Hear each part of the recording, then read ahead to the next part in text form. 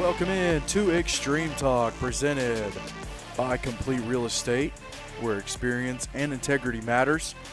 I want to give a big thank you to them for sponsoring the show all season long. I also want to give a big thank you to Sutton Pools, LLC, for sponsoring our interviews all season long, whether it be with coaches, eight-man football coaches, or people around the game of eight-man football like today.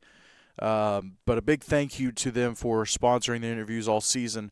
And then I also would like to give a big thank you to Fairlife Core Power Protein for sponsoring our extreme offensive and defensive players of the week all season. Last week was not this past week, but the week before that was the last week we'll be doing players of the week. We're going to wrap that up for the season. And just so you know, if you haven't received your drinks and shirt yet, we're running just a little bit behind in terms of getting everything out, but we will get it out. I promise we will get it out. Just taking a little bit of time to get everything processed and actually get it to the post office. So, anyways, but a big thank you to all three of those companies: Complete Real Estate, Sutton Pools, and Fairlife Core Power Protein. What a weekend it was. Championship games all across the board. There were playoff games. It was an exciting weekend. Myself, I got to go catch the ACSC championship game in Alabaster on Friday night. Evangel Christian with their third conference championship win. Yeah, third conference championship win. And game between them and East Central was a good one. For the first half. It was second half it got a little lopsided, but it was a good one. And then last night you had the SEEC championship.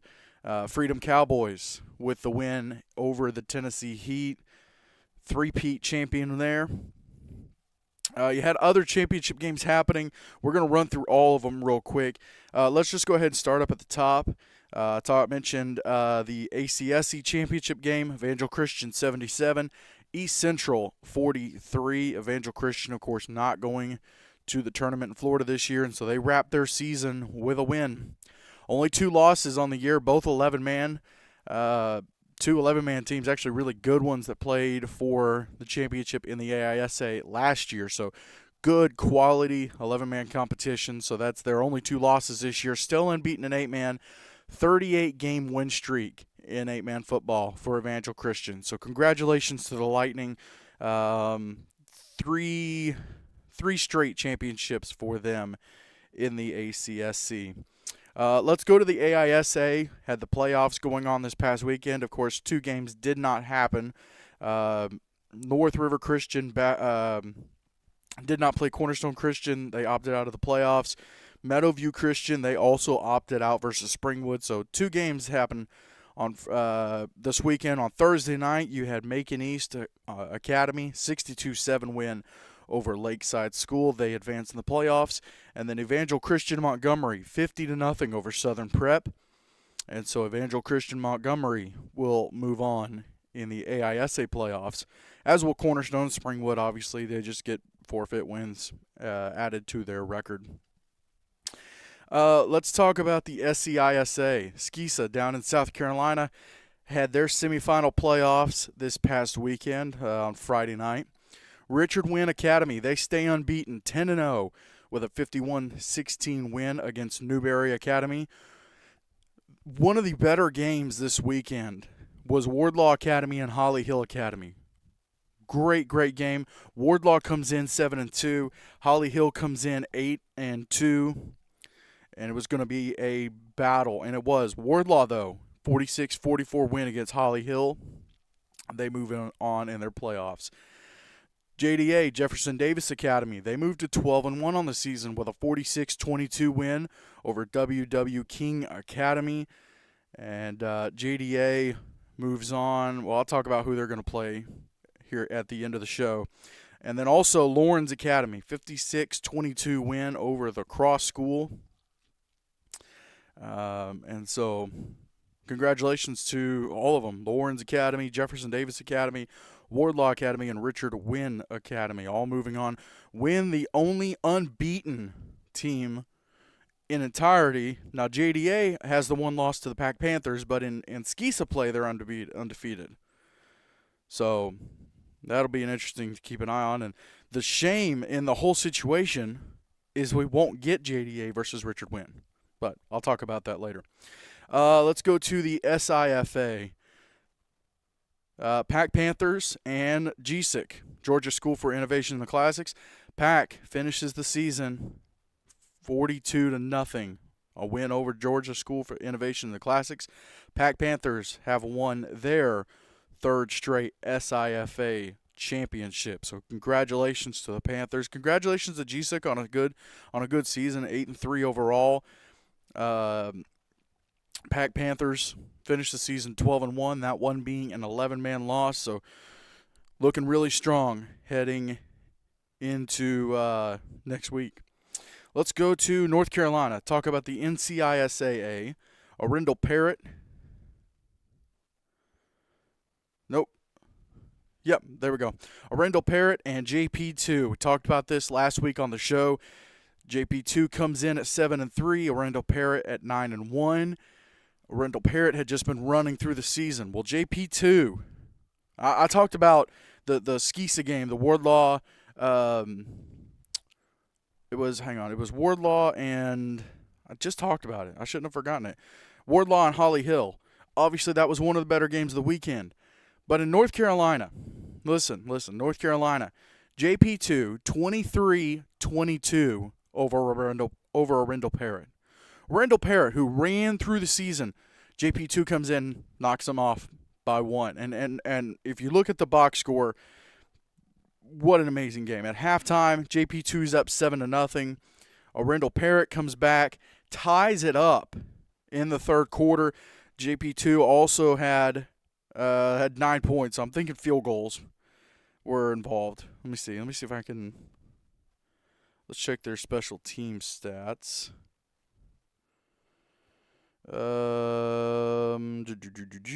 So their kicker was 1-1 on field goals and 2 of 2 on extra points. So third quarter says they scored 9, so probably a touchdown, extra point, missed, and a field goal. There you go. Okay. Or maybe they went for 2-point conversion. I bet that's what it was. They went for 2. But in the fourth quarter, JP2 scores a touchdown, gets the extra point. Arendell Parrott scores a touchdown. Let's see. Actually, we have the game tracker. So, third quarter, 1 minute left. It was 16 all. Well, it's not very good updates. Anyways, so JP2 moves on. Also, Cary Christian at 8-1 on the road at Wayne Christian, who came in at 7-2. Cary Christian with a 20-19 win in that one against Wayne Christian. So Wayne Christian knocked off at home. Both the road teams in the playoffs won, JP2 and Cary Christian. So that sets up a great matchup for the championship there in the NCISAA. Let's run through Mississippi real quick. Their playoffs are still going on. In the 1A playoffs, Claiborne Academy 52, Marvell 14, Wilkinson County Christian 62, Calhoun Academy 44, Briarfield Academy, they are 10-1 with a 54-0 win over Tensas Academy, and then Lee Academy 64-22 over Riverdale. And then if you look at MAIS 2A real quick, Newton County Academy, big win for them. They moved to 11-2 on the year with a 49-12 win over Ben's Ford. Humphreys Academy, 40-16 over Delta Academy. Humphreys Academy is 11-1. A massive upset here. Tunica Academy at 8-2, taking on Prairie View Academy, 11-0. Tunica gets the win in that one. Prairie View, their season is over with that one loss, unbeaten all the way up until the end. Tunica Academy moves on. And then DeSoto, they are 10-0 with a 52-6 win over Porter's Chapel Academy. So congratulations to all those teams moving on in their playoffs. Let's go up to Virginia. 2 championship games yesterday. They have a Division I, Division II. In Division II, Brunswick Academy, the 2 seed, 27-6 over Southampton Academy. Brunswick Academy, 3 straight championship wins there in the VISFL. So congratulations to them. And then the other championship, the Covenant School and Virginia Episcopal School VES. The Covenant School 20-14 win over VES. Covenant finishes the season at 10-1. That one being, let's see, that one early on in the year playing Maryland School for the Deaf. So congratulations to the Covenant School and Brunswick Academy on their VISFL championship wins.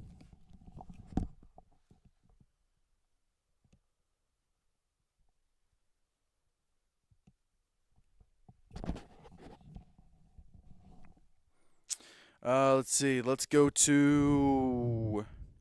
Well, let's talk about up here in Tennessee. SEEC championship game yesterday. Freedom Cowboys and the Tennessee Heat. What a game that was. In the first quarter, both teams scored. Second quarter, nobody scored. Third quarter, Tennessee Heat takes a 14-0 lead.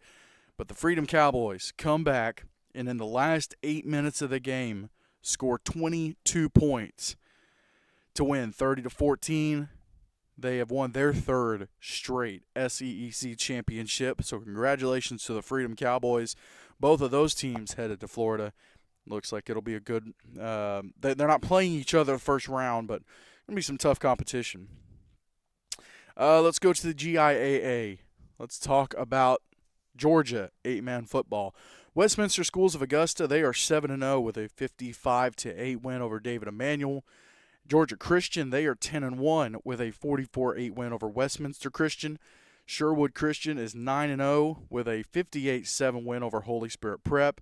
And then Harvester Christian is 9-1 with a 50-20 win over Westwood Academy. So some good competition in Georgia. Moving on to the semifinal, I believe it's the semifinal round of the playoffs down there. Let's go to the Heartland Christian Athletic Conference. Over the weekend, Friday and Saturday, playoff games being happening. Southwest Christian 56-12 over Cross Christian, so they advance in the 2A playoffs there in Heartland Christian. They'll play for the 2A championship. Crossover Prep 30-14 over Trinity Christian. Abundant Life 32-22 over Destiny Christian. And then yesterday, Sunrise Christian, Arkansas Christian forfeited their playoff game to Sunrise Christian, so Sunrise Christian gets the win in that one. So congratulations to all of them. I think you've got, well, no, it's even. You got 2 Arkansas teams and 2 Oklahoma teams all playing for their championships. Let's see, who am I missing? Anything in Kansas Christian? Yesterday, Manhattan Eagles 8-0 on the season with a 50-0 win over Life Prep in the playoffs for the Kansas Christian Athletic Conference. Let's see, who else am I missing? Florida. I almost finished Florida. Thursday, Florida School for the Deaf and Blind, 34-14 win over Geneva Academy. And then Friday, City of Life Christian, 32-14 over Cornerstone Academy. Hernando Christian, 44-36 over Four Corners. Academy at the Lakes, 32-0 win over Calvary Chapel. Foundation Christian, 40-12 over Lakeside Christian. Let's see, Countryside Christian, huge upset win over Merritt Island Christian, who was 11-0. Their season's over with the loss to Countryside Christian, who was only 7-2 coming into the game. And it wasn't like it was a, close game either. Countryside Christian 36-6 over Merritt Island Christian. They actually led 24-0 at the half. Merritt Island scored in the third, and then Countryside Christian tacked 2 more touchdowns on in the fourth. So congratulations to them. Huge win for them. And then a massive matchup down in the state of Florida. It was Shorecrest Prep and Ocala Christian, both unbeaten. Coming into that game, Shorecrest Prep at 9-0, Ocala Christian 11-0, but Shorecrest with a 43-20 win over Ocala Christian. So congratulations to, I believe it's the Chargers. Let's see. Yes, it is the Chargers, so they will move on in the Sunshine State Athletic Association playoffs. So congratulations to them. Let's see if I missed any other playoffs. Don't think so.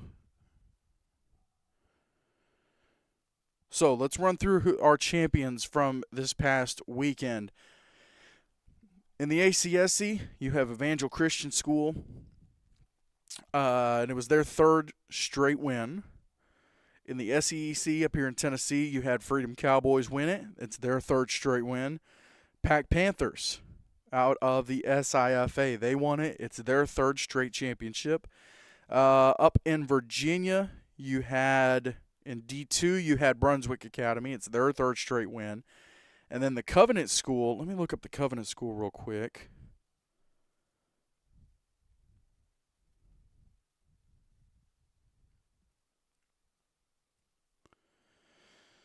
Let's see. So they actually lost in the first round of the playoffs last year. So a big bounce back for them. Let's see, 2022, they did win it. And they beat VES. So a little bit of recovery for them there. All right. Here in a couple minutes, we're going to bring on Mr. Mike St. Dennis from the NHSA National Invitational Tournament, as you can see there on the screen. Going to step away for just a minute, and then we'll be right back with Mr. St. Dennis.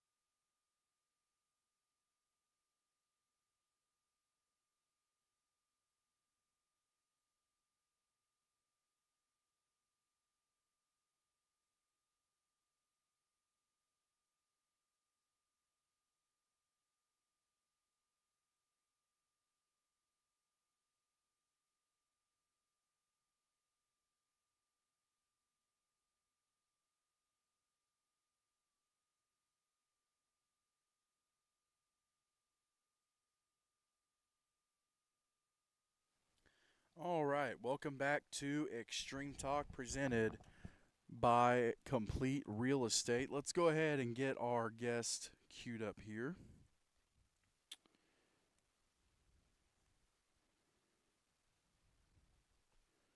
And again, a big thank you to Sutton Pools LLC for sponsoring our interviews all season long.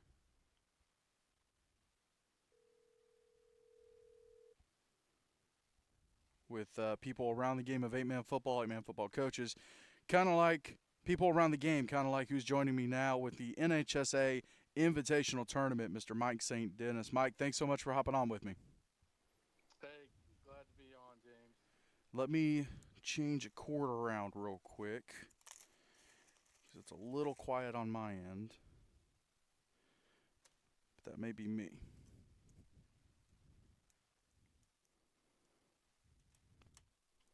All right, there we go. We'll give that a try. All right, Mike. So a lot of people have heard about the Florida tournament. They've maybe watched it on our channel. They hear people talking about it. But I feel like a lot of people don't know a ton about it. So let's start back and talk about a little bit of the history of the tournament, kind of getting it off the ground, and then kind of the progression over the last, uh, you know, 5-6 years or so, and maybe a little bit about your involvement with the tournament. For sure. Yeah, so the beginning of the tournament goes back really over 20 years. Oh In wow. 2002, there was in the eight-man Christian School Conference, the ACCE, in the state of Georgia, one of the private school programs dropped out, and a former head coach was approached by some homeschool families to see about starting a team. And so they joined in together, private Christian schools and a homeschool team together. And in 2003, that's when I began high school and got involved with my dad starting coaching as well. And in our first year competing, we uh, won 2 games that first year, but we had 65 guys on the roster, which, as you know, is pretty Wow. large for an eight-man program. Yeah. Yeah. And the vision came along for that one eight-man program to turn into at least two. And a year later, it actually multiplied into 8 teams around the Metro Atlanta area. And the Georgia Football League was born, playing eight-man football in 2004. At the end of that first season in the league, we had the opportunity to go play in a national tournament in Dayton, Tennessee, Yep. Yep. called the NACA National Championships. And it was a tremendous experience, seeing teams like Evangel, Christian Lightning, Christ Prep Patriots, who were playing eight-man football at the time, Cabarrus Stallions, and Asheville Saints, among others. So it was a really great experience. And playing 2 games up in the mountains in Tennessee in late November, I remember it was cold and it was wet, but it was football and it was awesome. Oh yeah. Oh yeah. I've been there. Got to go up there my senior year.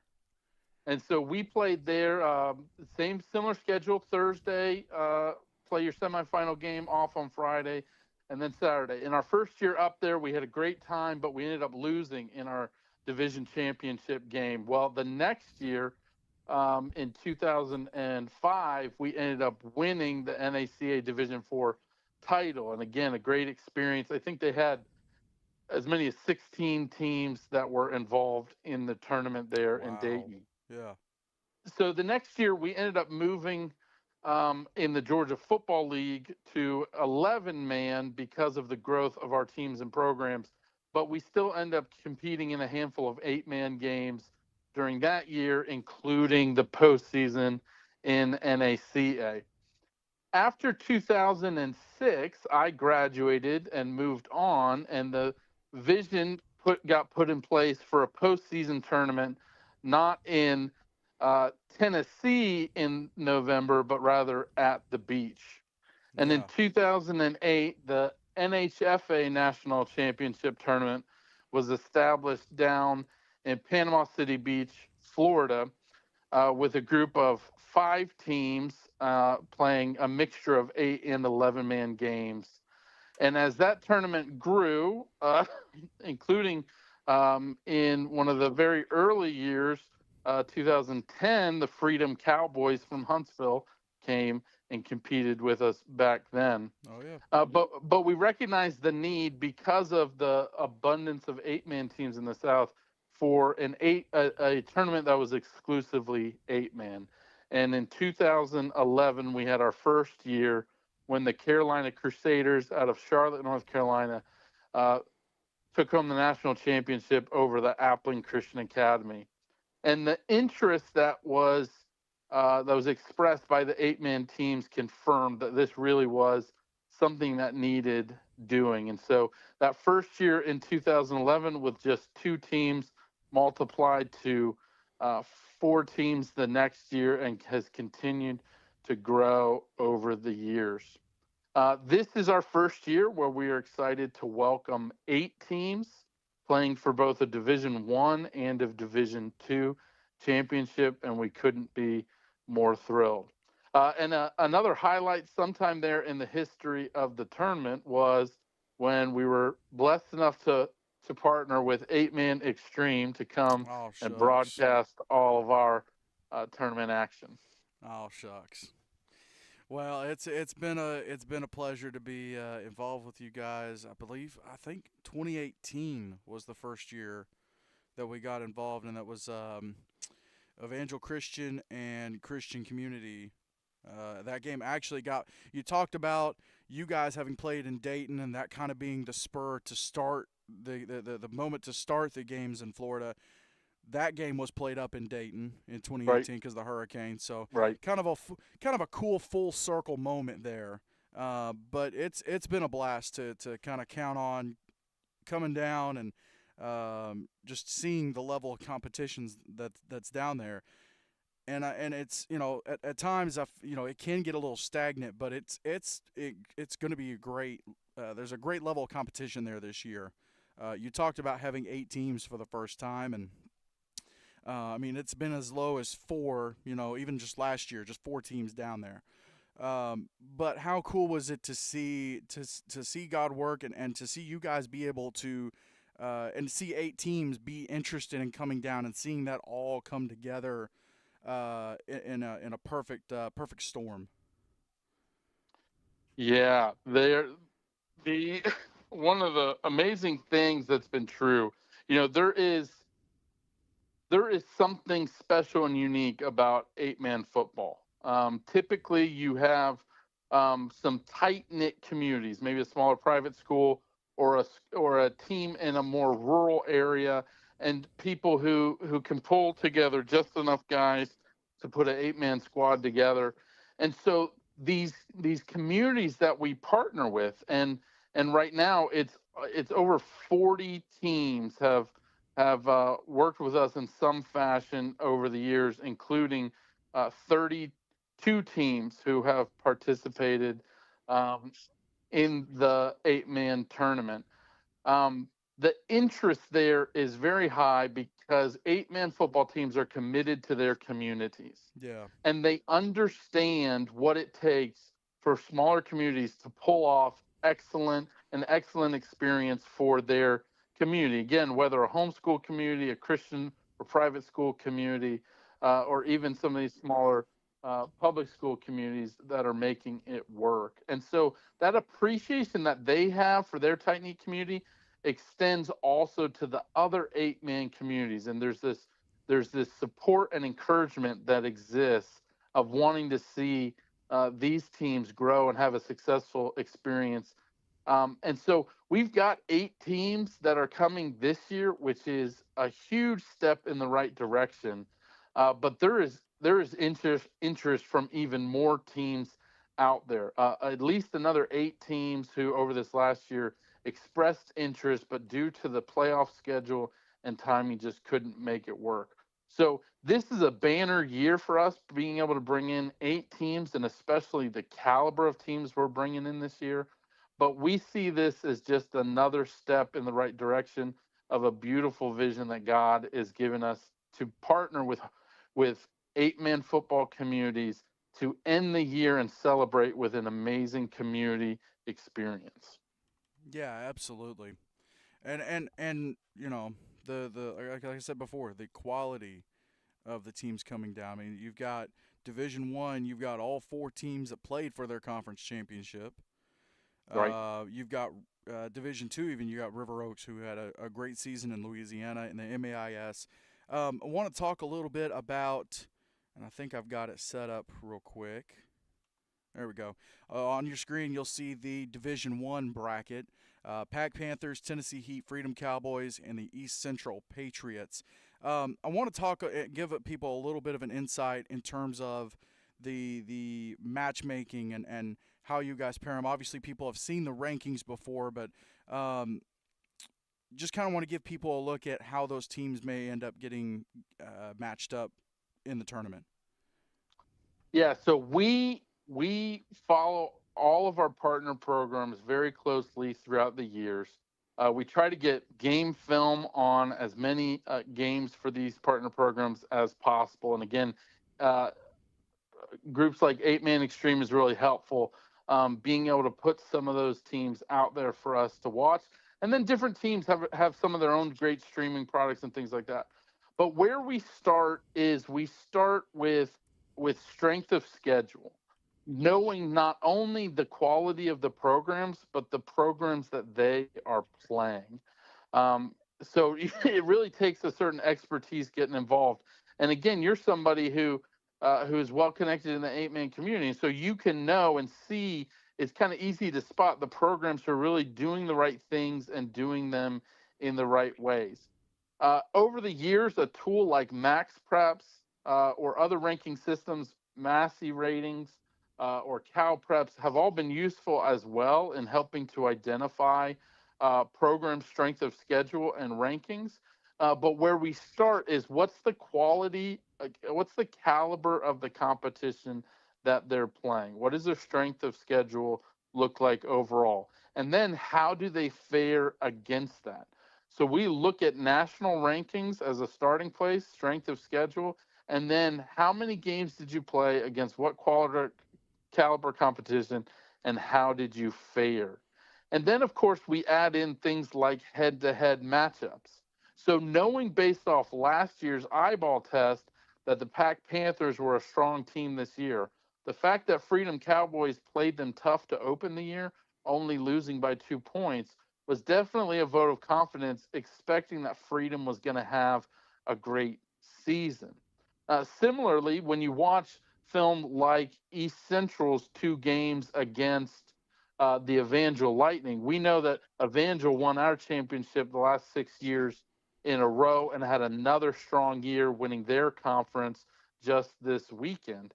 But in the 2 games that they played against East Central, when you watch the game film, you see a team in East Central that has a great coaching staff and great coaching for their players, a bunch of athletes who can execute, and then in those games played Evangel tough. And then as time went on, Evangel's skill and experience took over in the end.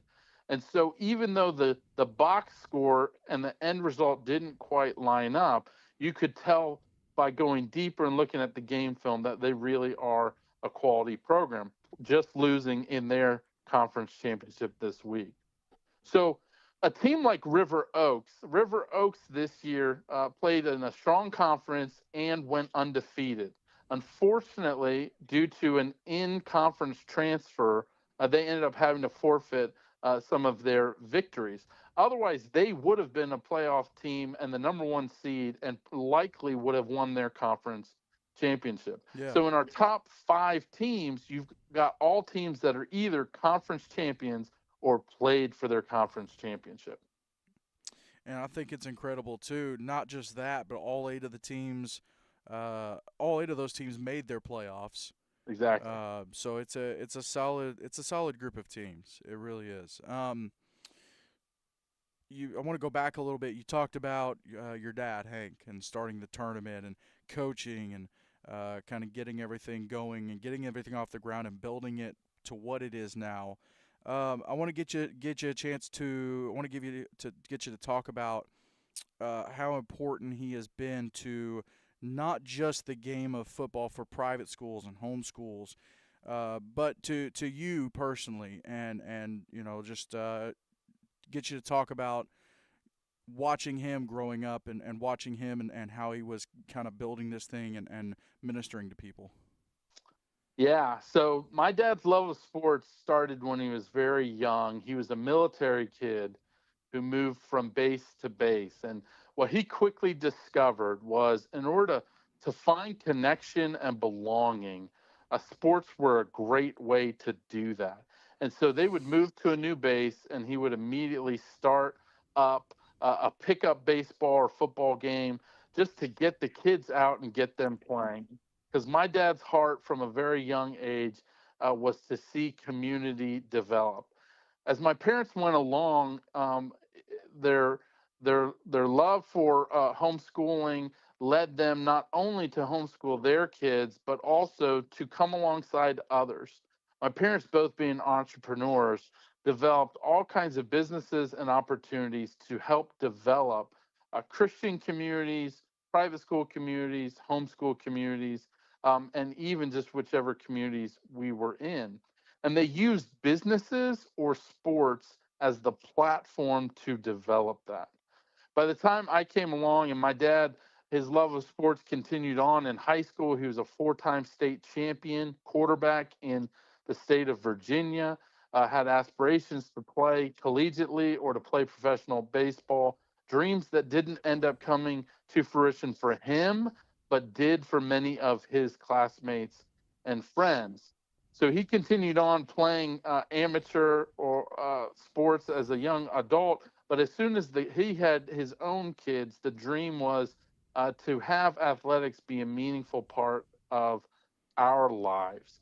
And that was really where my love of sports came from, was from him, and not just understanding the love of watching sports or tuning in on the radio, but the love of playing sports as a tool, or even the watching of sports as a tool to develop relationships with other people, having something to talk about and participate in.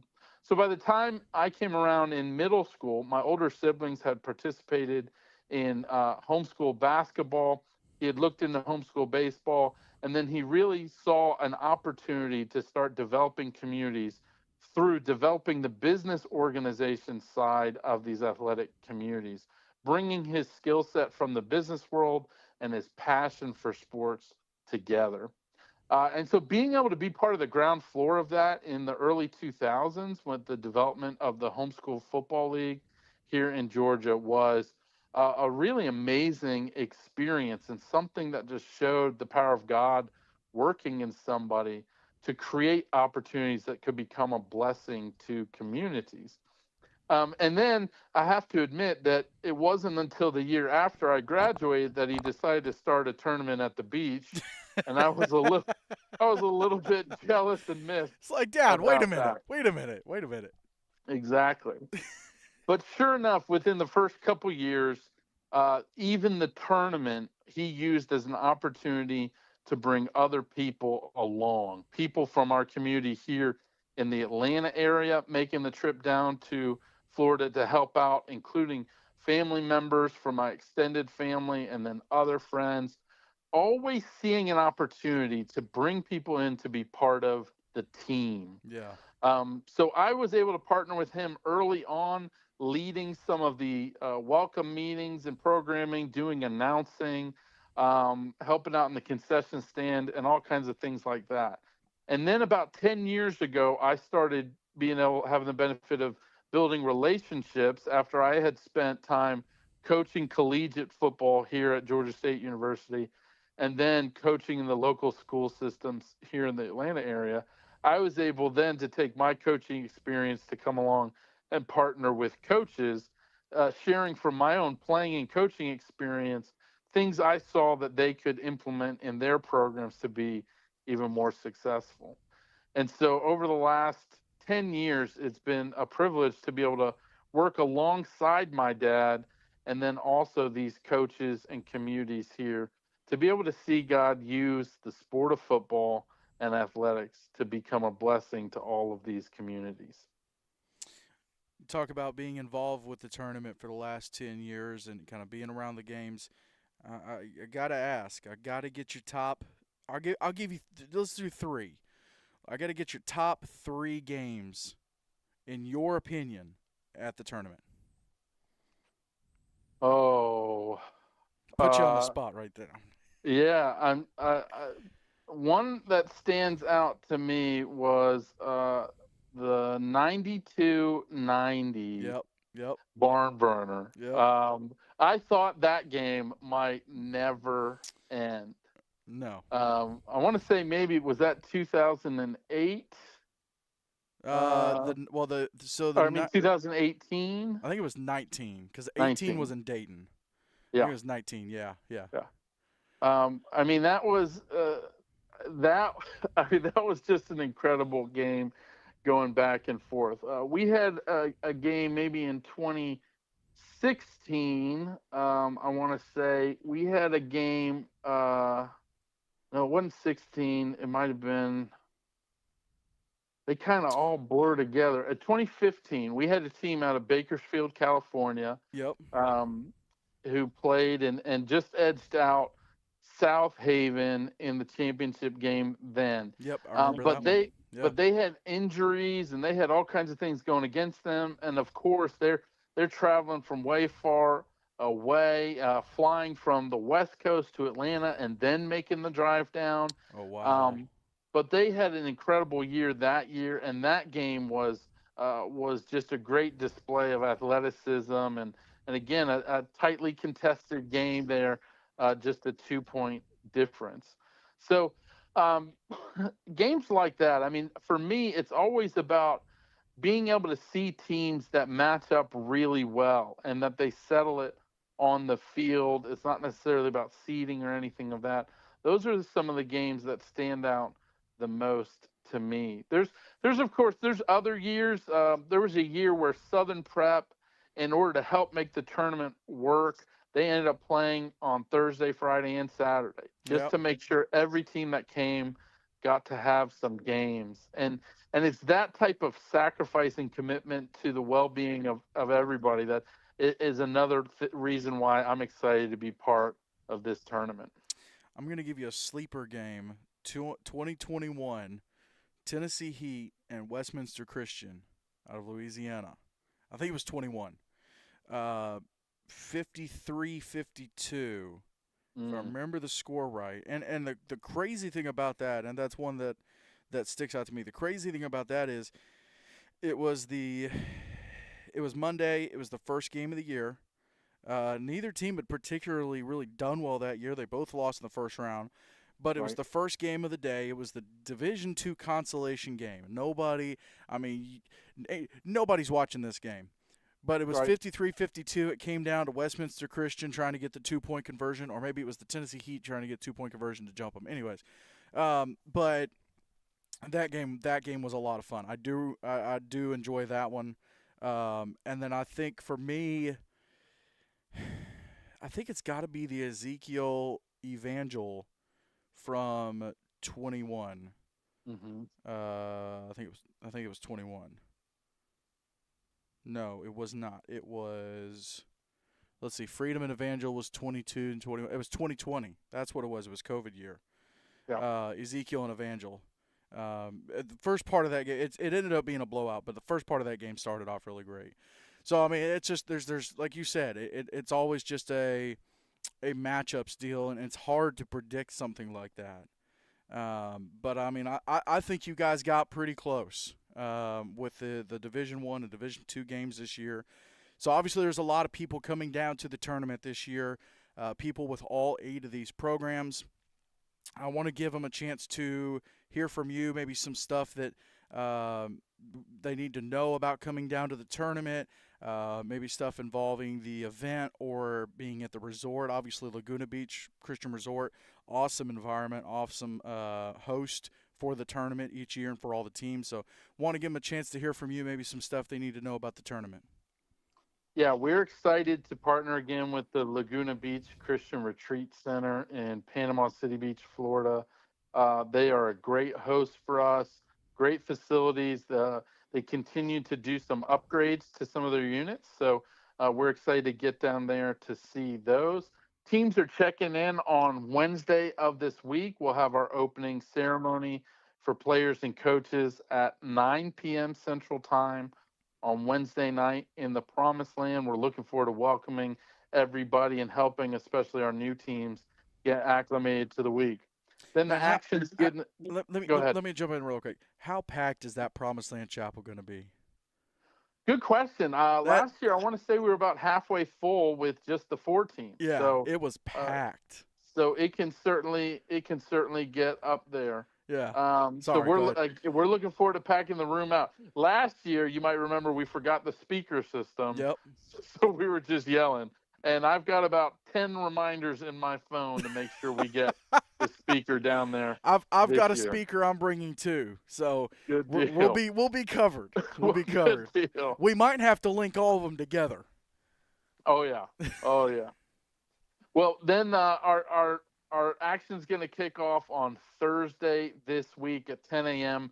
We're going to be back at Vernon Stadium in Vernon, Florida, just about 40 minutes up the road back towards I-10. Appreciate the partnership with Vernon. A lot of the school systems down there have restrictions on being able to get on the school property during school hours. Unfortunately, Vernon Stadium is not on their school property, so we're able to partner with them this year.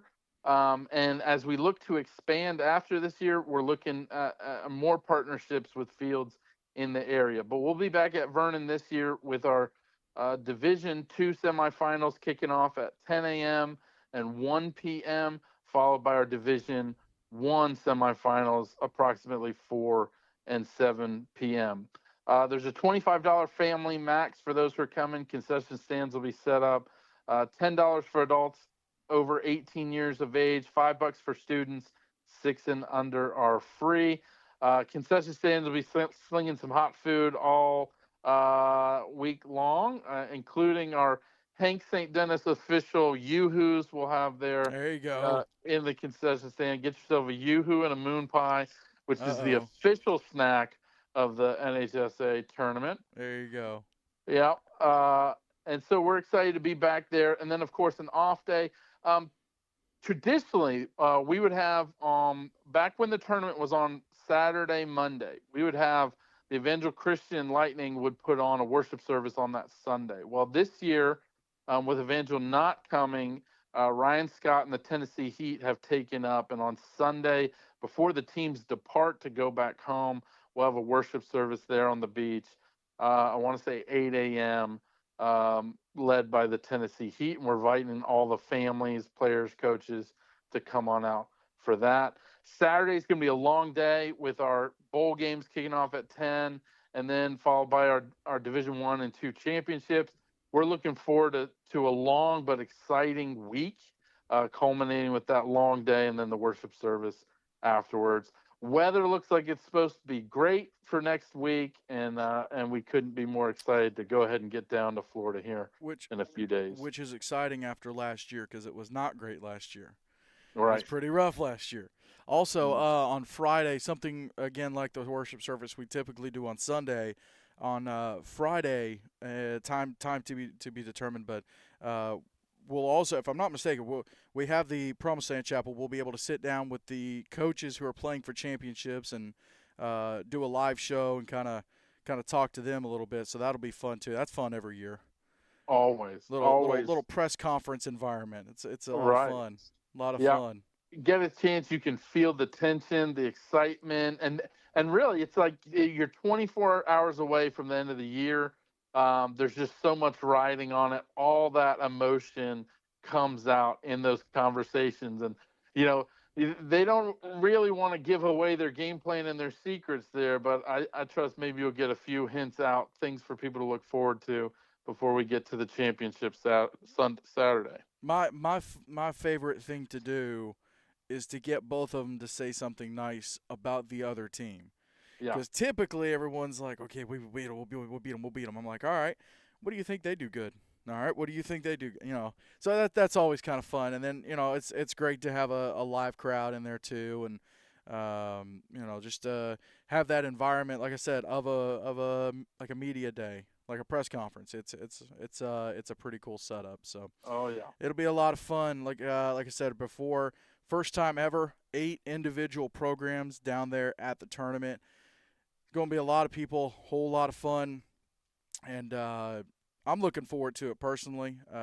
It's kind of it's the perfect cap to the year. I mean, I know we have the Gatlinburg stuff in December, but in terms of the regular season where it's teams all together, it's a great way to wrap up the season. And I encourage, as a conference commissioner, I encourage other commissioners. As a media guy, I encourage commissioners and coaches to look at your schedules and see if you can set your schedule up to where your championship can be the week before this tournament, and make it to where your champion or your runner-up can come down and play in it. I think it's a great thing. Like I said before, your D1 is all teams who played for their conference champion. That's just that puts good quality play on the field, and you gotta love it. You gotta love it. Well, Mike, I appreciate you coming on with me, and man, I'm looking forward to the tournament this week. Gonna be some good football. A couple, like you said, a couple long days.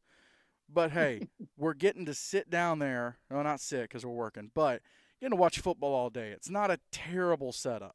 Not a bad way to go at all. There you go, Mike. I appreciate you, and we'll see you all Wednesday night.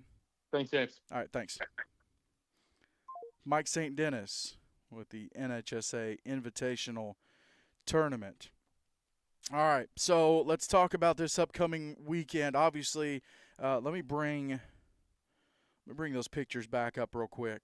So several playoff games are happening, and championship games are happening Friday and Saturday across the South. As you can see here on the screen, you've got your brackets, and a big shout out to Mr. Scott Matthews turning those around quick. I think I sent him the info earlier today. He just sent them to me here while we're on the show, and then was able to get them thrown up there. So your Division II bracket, you're going to have the Southern Christian Patriots out of Opelika, Alabama, the Coastal Hurricanes out of Pembroke, Georgia, River Oaks Mustangs out of Monroe, Louisiana, and the Southern Prep Academy Fighting Rangers out of Camp Hill, Alabama. And on Thursday, Southern Christian will take on Coastal Hurricanes. River Oaks will take on Southern Prep. And then the winners will play for the Division II championship on Saturday. And the losers of the semifinal games will play in the consolation game on Saturday. And then if you go to D1, this is what I was talking about. All 4 of these teams played for their conference championships. 2 of them won it. You're going to have Freedom Cowboys and East Central Patriots. They've played each other several times in the past, both coming out of Alabama, North Alabama.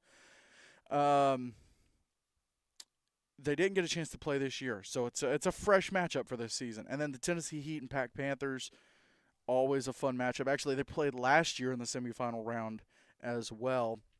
And again, winners will play for the D1 championship. Losers will play for the D2. A little bit different feel with Evangel Christian not being down there this year after being there for the last 6 years and winning it.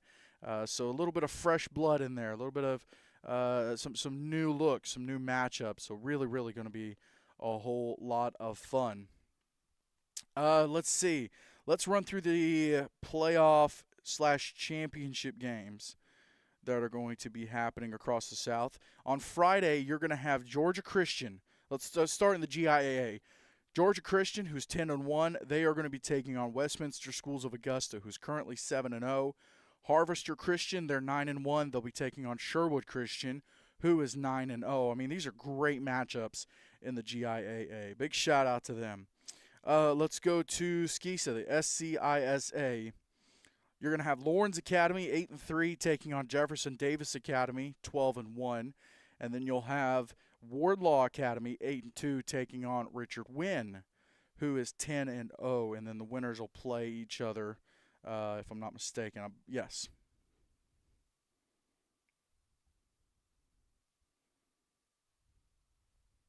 Yes. Yeah. They'll end up playing each other next week. And we'll keep you updated on that. I'll talk about that here in a minute. AISA in Alabama. You're going to have on Thursday, actually, instead of Friday, because the teams play their championship. AISA is doing the championship game not this Thursday, but next Thursday. And so they're moving the playoff games back to Thursday. That way, both teams have a full week to prepare for the championship game. So Evangel Christian, Montgomery, they're going to be taking on Cornerstone Christian, who, if you remember, let me back up. Let me pull up the score the first time they played. Cornerstone, they just played each other October 18th. Cornerstone only won 34-26. They scored in the fourth quarter and then had to hold Evangel off at the end of the game. So it'll be a good one. The other one, Macon East and Springwood, if I'm not mistaken, they just recently played as well. Let me find that score. Yeah, it was the same night Cornerstone and Evangel played. Springwood 85-54 win in that one. Of course, Springwood and Cornerstone played for the championship last year, so could get a rematch. Potentially could get a rematch here. Let's see. SCISA, North Carolina, NCISA, JP2 and Cary Christian for the NCISAA championship. This will be on Friday at 7 p.m. I'm excited because a lot of these games, we don't have games on Friday. We're not going to be traveling on Friday. Sit down and watch a couple of these games. I'm very, very excited about that.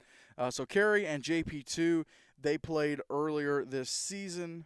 Let me see if I can find the score on that one. Let's see. I think it was...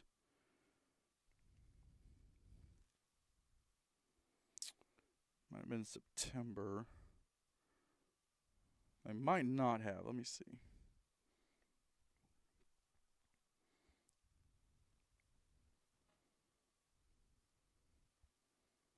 I take my words back. They have not played this season, so this is going to be a good one. JP2 and Cary Christian for the NCISAA championship. Let's see. Who else am I missing? Heartland Christian Athletic Conference. So you have your 2A championship this upcoming Friday night. Southwest Christian taking on Crossover Prep. And then, and if I'm not mistaken, I think that was the matchup last year. I'll look here in a second. Sunrise Christian and Abundant Life Christian. Abundant Life is 9-0. Sunrise is 7-2. And if I'm not mistaken, I think that was the matchup last year too. Let me look real quick because I don't want to misspeak. That was. Nope, it was the playoffs. That was in the playoffs. Sunrise, that's right, because it was Sunrise and Destiny for the championship. Sunrise beat Abundant Life in the first round of the playoffs. And then in terms of Southwest, let's see, Southwest Christian. No, it was Cross Christian that Southwest played for the championship last year. So there you go. So a couple fresh matchups for the Heartland Christian Athletic Conference 3A and 2A championships. And if there's a way to watch those, we'll try to get some links pushed out for that. Let's go to Florida. They've got their playoffs going on. 3 games. Excuse me. 3 games on Thursday. Florida School for the Deaf and Blind taking on Hernando Christian. Academy at the Lakes taking on Foundation Christian.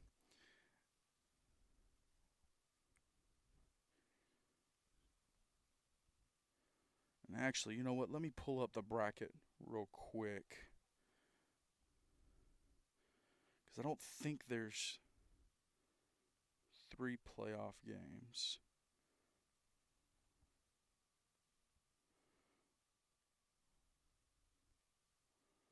Let's see, where's there? Let me see if I can find the bracket. There we go. 8-man brackets.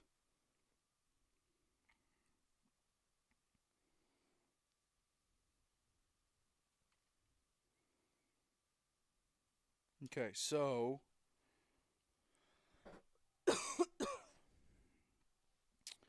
that is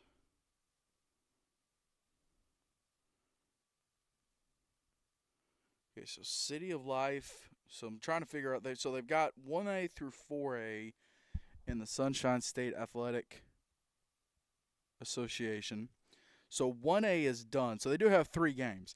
1A was played this past week. City of Life Christian taking on, I think it was Liberty Christian Prep. No, it was Cornerstone. And then City of Life Christian won. So City of Life Christian is the 1A. They are the 1A champion in the Sunshine State Athletic Conference. Let's see. Foundation Christian and Academy at the Lakes. They are playing for the 2A championship this upcoming Friday. Let's see. Florida School for the Deaf and Blind versus Hernando Christian. They are playing for the 3A championship in the SSAA. And then the 4A championship. This is the big one. Shorecrest Prep and Countryside Christian playing for that championship. And that's why I said that Countryside Christian upsetting Merritt Island Christian, it was a huge upset. Because everyone was looking at Shorecrest Prep and Merritt Island going, hey, these two are going to collide. And now it's not happening. So, but congratulations to all 6 of these teams playing for the championships in their respective divisions. Congratulations to City of Life Christian winning the 1A championship. Some good football down in the state of Florida. Let me see if I missed anybody. Oh, MAIS. All right. On Friday, you're going to have 2 semifinal games for 1A. It's going to be Wilkinson County Christian taking on Lee Academy, and then you'll also have Briarfield Academy taking on Claiborne Academy.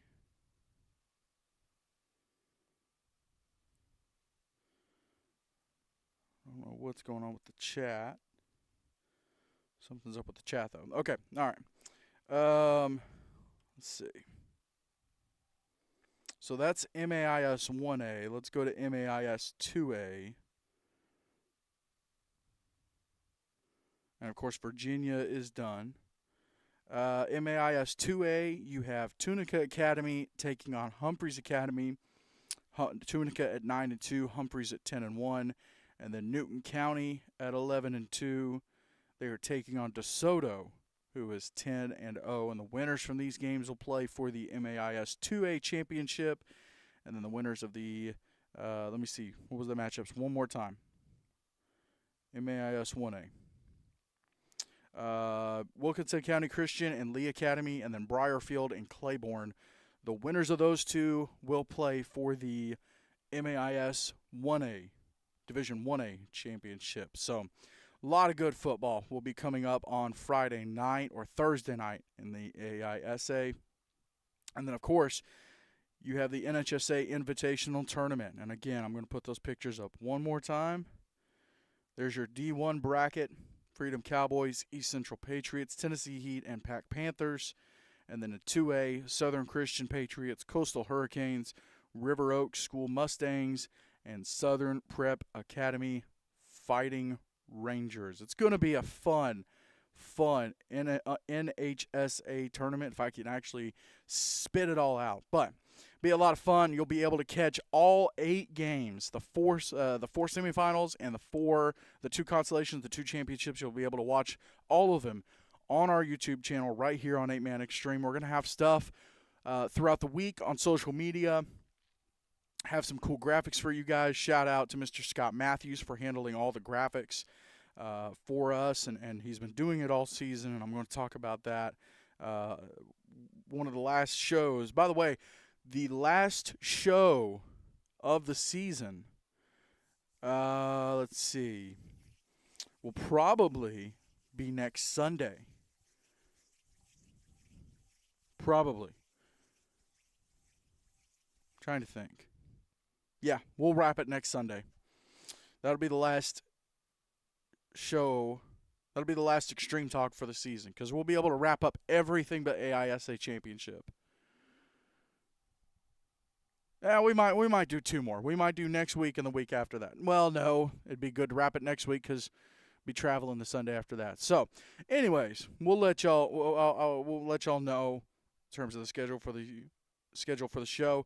Again, on Friday, you're not going to want to miss a special edition of Extreme Talk where we're going to sit down with the coaches who are playing for the championships down in Florida. It's going to be a lot of fun. Always a good time to talk to them. They'll each bring a player with them, so that'll be a lot of fun. Just going to be a good time down in Panama City Beach, Florida, and the game's being played in Vernon, Florida. So I think that about does it.